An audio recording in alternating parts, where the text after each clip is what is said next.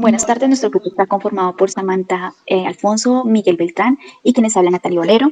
Nuestro proyecto se basa en el análisis de un dataset que contiene características relacionadas con el cáncer de mama, obtenidas a partir de mamografías o exámenes diagnóstico asistido por computadora, las cuales se obtuvieron a través de un procesamiento de imágenes para obtener un conjunto de características de las lesiones de cáncer de mama que puedan ser sospechosas o significativas para distinguir con precisión entre lesiones benignas o malignas.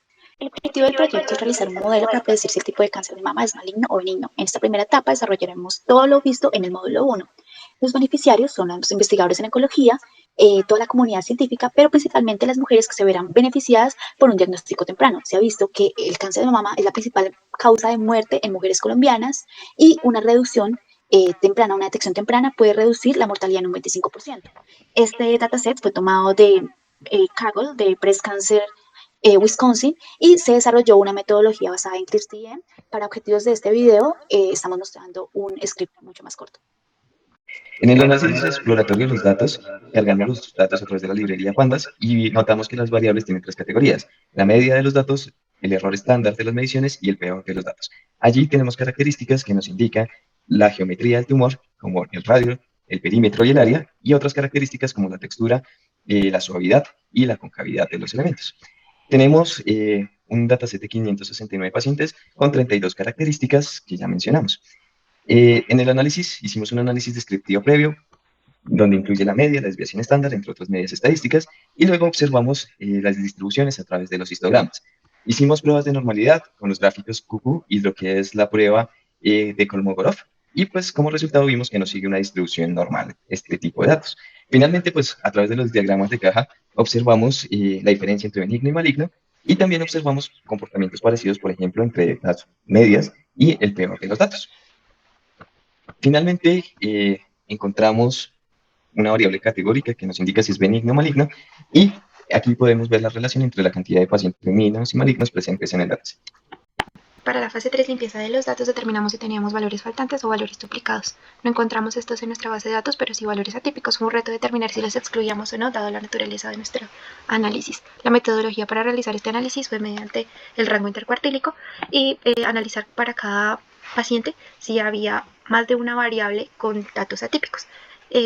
Según este análisis dividimos nuestra base de datos en tres grupos: los que tenían un tumor benigno, los que tenían un tumor maligno y una generalidad. Encontramos pacientes en común entre la generalidad y el tumor maligno, lo cual nos lleva a determinar que sí existe una diferencia para el diagnóstico entre estos datos. También hicimos un análisis de desviaciones estándar para cada variable para ver si variaban mucho los datos atípicos y la dispersión de los datos entre estos dos grupos para cada variable. Es por esta razón que decidimos no excluir nada de datos atípicos. A continuación, el código. Estos son los pacientes con la cantidad de variables con datos atípicos. Aquí abajo nuestro análisis de desviaciones estándar. Aquí cada una de las variables versus la otra y la cantidad de datos atípicos que hay en contraste. Comparación de variables para el primer grupo benignos, comparación de variables para el segundo grupo malignos y para la generalidad de la data. También determinamos que no tenemos datos inconsistentes y en la selección de datos decidimos excluir estas variables que terminan en SE o que tienen el error estándar y la dimensión fractal, dado que no tiene ninguna relación con el diagnóstico maligno o benigno. Como podemos ver acá en el ejemplo de estas variables SE, se ve una nube de puntos muy dispersa en donde no se puede distinguir el diagnóstico, a diferencia de variables como el radio y el perímetro, donde sí se puede determinar claramente el diagnóstico. Posteriormente, hicimos análisis de correlaciones para los dos grupos, tanto para los de mean como los de worst, en donde observamos que las gráficas de dispersión son muy similares, siendo más acentuadas en las variables de worst.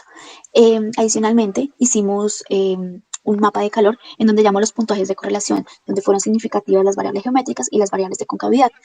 Posteriormente, hicimos análisis de regresión lineal para los dos grupos y hicimos pruebas de multicolinealidad en donde las variables geométricas nos dieron multicolineales y las variables de concavidad no nos dieron multicolineales. Queremos entonces hacer una regresión logística con una característica y ver si es posible separar las dos clases entre benigno y maligno. Para ello, pues realizamos la regresión que podemos observar en la imagen, donde azul vemos el diagnóstico correcto y en rojo el resultado de la regresión logística. Entonces, aproximando al 50% la probabilidad, podemos ver cómo se clasifica la predicción y el diagnóstico en estos pacientes. Finalmente, a mayor cantidad de características que observamos, pues vemos que este mejora su rendimiento. Ahora realizamos el modelo de regresión logística para múltiples variables. Nuestro primer intento fue con todas las variables, ninguna de las variables dio significativa, por lo que decidimos realizarlo para dos grupos, mean y worst. En el grupo mean determinamos que ciertas variables tenían problemas de multicolinialidad, por lo que las excluimos y nuestro modelo final fue con las variables textura, smoothness y concavity. Para el segundo modelo realizamos el mismo proceso y nuestro modelo final fue perímetro, textura y smoothness. Adicionalmente, hicimos una prueba de estadística para determinar, prueba no paramétrica, Mann-Whitney, para determinar si había diferencias significativas en el diagnóstico benigno y maligno para cada una de las variables, y la mayoría de nuestras variables no tienen significativas. Uno de los conceptos que pudimos observar aquí es las visualizaciones tanto estáticas. Sin embargo, ya finalizando nuestro proyecto, vimos que las visualizaciones dinámicas nos podrían facilitar este tipo de elementos. Entre ellos, pues hicimos varios ejercicios como los box plot, los histogramas, que pudimos comparar la diferencia entre los pacientes, y finalmente, pues un mapa de calor de las correlaciones, donde podemos, a través del cursor, ver cuáles esas características. Como conclusión del proyecto, podemos observar que es importante el uso de la metodología CRISP-DM, primero para definir el proyecto y entender el negocio, y por lo tanto hacer una exploración inicial del proyecto. Llegamos entonces a seleccionar un dataset y allí identificar que la variable objetivo pues es definir si es maligno o benigno. Esto es importante finalmente para definir cuál es este modelo de proyecto. Adicional a ello, pues utilizamos las herramientas estadísticas y gráficas para llegar a explorar de forma correcta los datos, identificar que efectivamente no teníamos valores duplicados ni faltantes y enfocar nuestro análisis en lo que es los valores atípicos. En los valores atípicos identificamos la presencia de distintos valores en los cuales están correlacionados con los tumores malignos, por lo que decimos que no íbamos a eliminar estos valores, ya que parecen ser parte de la naturaleza del análisis. Sin embargo, identificamos a través de estos algoritmos que corresponden a las características de errores estándar y dimensión fractal, que no tenemos una clara interpretación de los datos y por lo tanto identificamos que estas variables no deberían incluirse en el estudio. Finalmente, a través del análisis de correlaciones e hipótesis, observamos que las características importantes para nuestro análisis es perímetro, textura, smoothness y concavidad, las cuales, pues, a través de la regresión logística, nos permite diferenciar a través de modelos si los pacientes son benignos o si, por el contrario, tienen las características de un paciente maligno.